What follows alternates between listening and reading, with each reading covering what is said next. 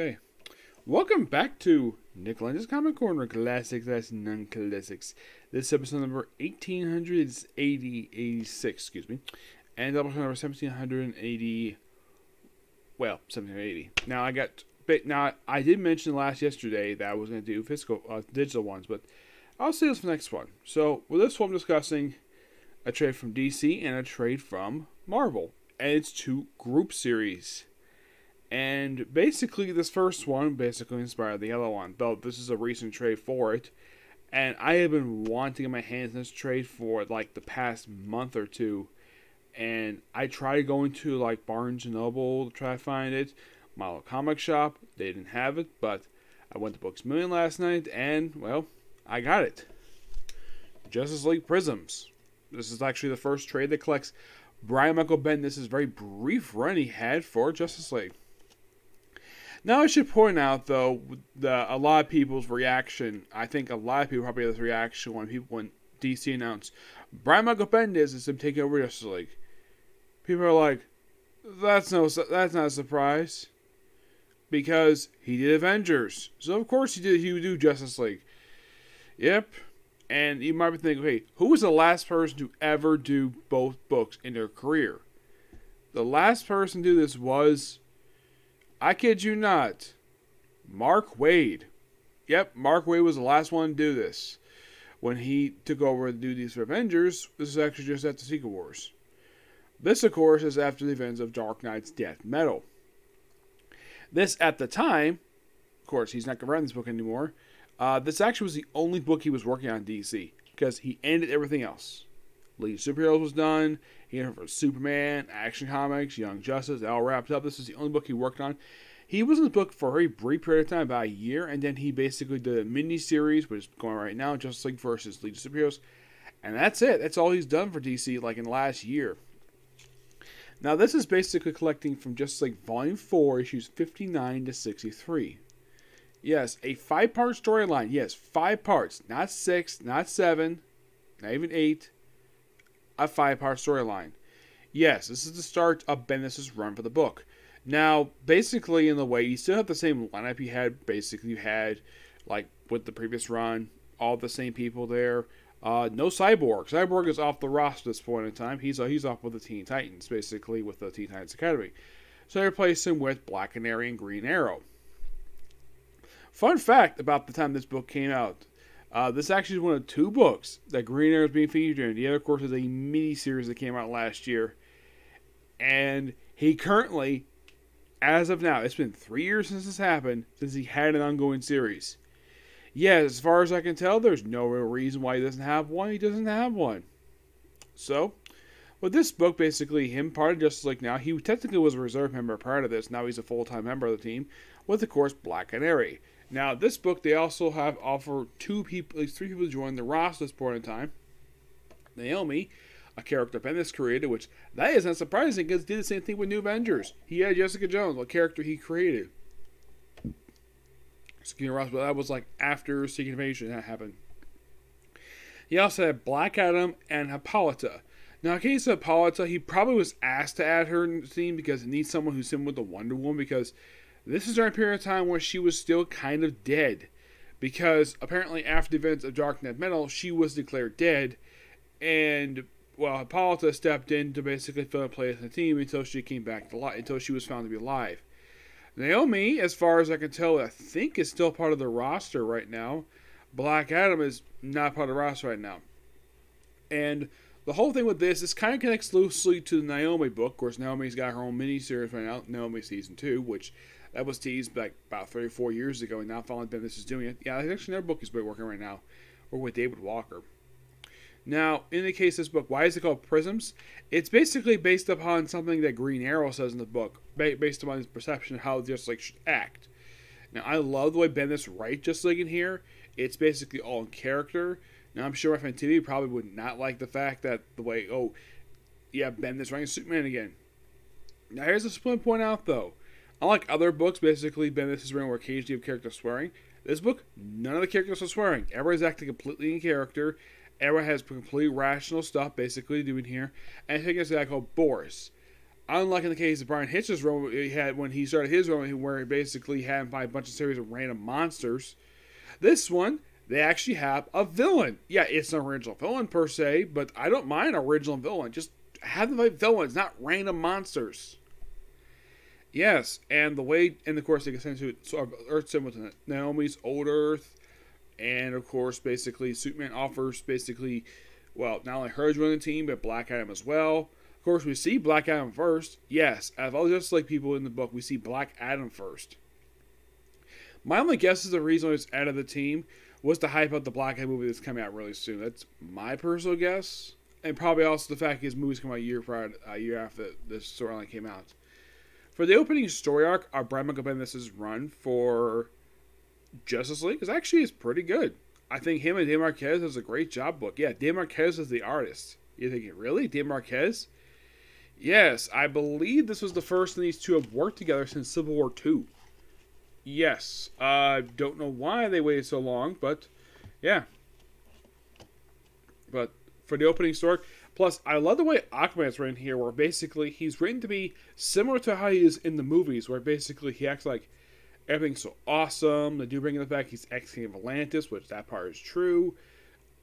I don't think Atlantis has got a royalty anymore, because basically he's just on doing his own thing now. But yeah, I love the fact that Bendis writes him like the movie version, which that's fine. I don't mind having him written like that version of Aquaman, which a lot of people do like that version of Aquaman. He's like having fun, enjoying himself. As long as he's not drawn like Jason Momoa, perfectly fine. Got no problem with it. For the opening story, really good. All right, next up, something really awesome. We have Fantastic Four Grand Design. Yes, and yes, there's 4 people on the cover is like Invisible Woman. Yes.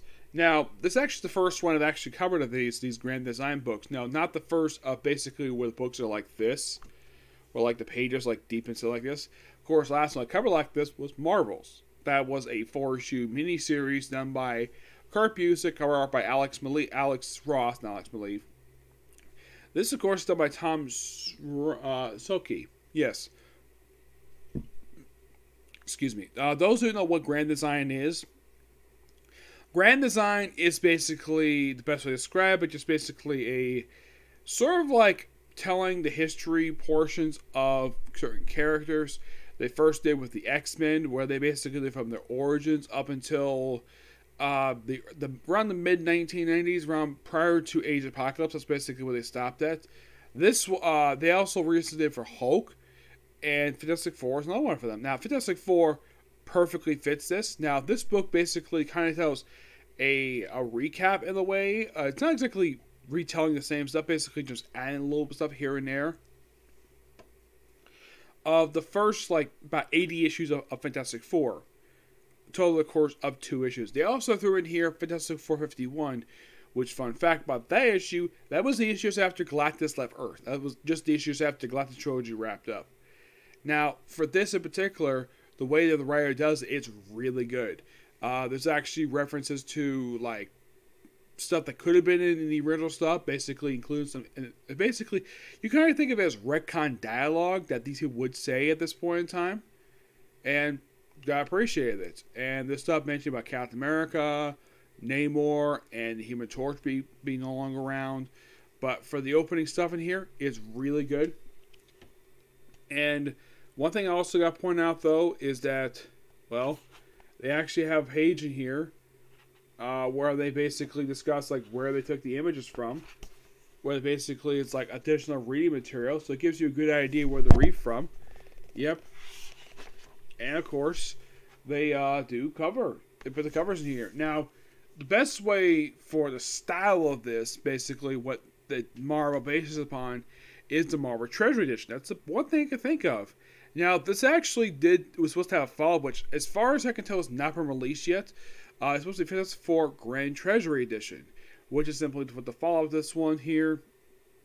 And the name itself comes from the original reprint series from the 70s, though it did have a couple new stories in the book. But yeah, fantastic book this is. I give this book a 10 out of 10 because if you're a fan of Fantastic Four, check this out because it's really good. It gives you a good idea where to read from. Yes, the book is about $30, but it was the only thing I bought Barnes Noble last night. I went to Barnes Noble after I went to Books A Million. Yeah, it was the only thing I bought because the one in Brandon, they didn't have very much. Their graphic novel section was tiny. My gosh. Like, I didn't say anything to the employees there, but my gosh, their graphic novel section was so tiny. And the fact they barely had anything on the shelves. Excuse me. The one in Wiregrass, the one in the Wiregrass Mall, that one actually has a lot more variety when it comes to books.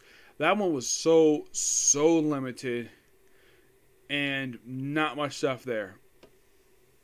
I don't know, maybe because location of where it is, but hopefully next time I go to Barnes & Noble, probably the one in Wiregrass, probably this coming weekend, I might be able to get that out of the way. Yep. But yeah. I might just say about these two books. Fantastic Four just really good. I do thoroughly enjoy it. Even though you could say just a recap of the event of Fantastic Four's history, mostly not exactly like detail per se, just adding some little bit stuff here and there that could fit in that continuity of the original stories that by Stan Lee and late Jack the King Kirby. Definitely fits. I can't wait for the next one comes out. Now, if you're curious to read any more of these Grand Design books, I don't think I've reviewed the X-Men one. No, I haven't. I've read it. It's really good. The Hulk one is interesting. I'm surprised Hulk does have... Now, in case of X-Men that one had a couple follow-ups to that one. Hulk, I could see one or two follow-ups to that one, but I'm not sure. But now, there's still a few characters I would love to see a Grand Design thing done for them. And that's basically for Spider-Man. I think Spider-Man basically would work. Especially as well, he is one of Marvel's biggest cash cow characters. Wolverine could get his own one. Yeah, he's probably the only one from the X-Men could get his own Grand Design book because there's so much to his history. You could do it for him. Let's see. Captain America, obviously. Iron Man. I could see it for Thor. But, let's see. Any other solo character? Someone suggested She-Hulk. She-Hulk could probably get one of these too. Yeah, I could definitely see it. You could add stuff to her original series. Any other character? What I think maybe Carol Danvers? No, not really per se, because a lot of the time you look at up until 2012, she is mostly like a supporting character. A lot of stuff going on in that period of time. Yes, she had a couple ongoing, but she wasn't as big of a character as she is nowadays. But the only character I could possibly see for solo-wise who could get one of these is Daredevil. Daredevil, I could definitely see it for him. He would be absolutely perfect for this Grand Design stuff because there's so much of his history. Yeah, but as for groups, aside from Fantastic Four and the X-Men, the only group I could possibly see they do this for is the Avengers. And the Defenders, too. Yes, despite the fact they do have a miniseries published for Defenders right now, but no ongoing one. But I could definitely see one for Defenders. Defenders is a great series. That's another one I could definitely see it for. Okay, what about X Factor and X Force? X Factor, possibly yes. X Force, oh, definitely. You could have Rob Liefeld basically be a consultant for that one. Add more stuff to that one. Yes, but that was most all 90s stuff. This is probably... My guess for Grand Design, most of what they focus on characters maybe back in the 60s. But the ones I named, I could possibly see for those ones. But female, only She-Hulk. She-Hulk is the only one I could possibly see doing that for. Kamala Khan, don't need one for her because she's not around very long. Okay. What about Spider-Woman? Maybe. Maybe I could...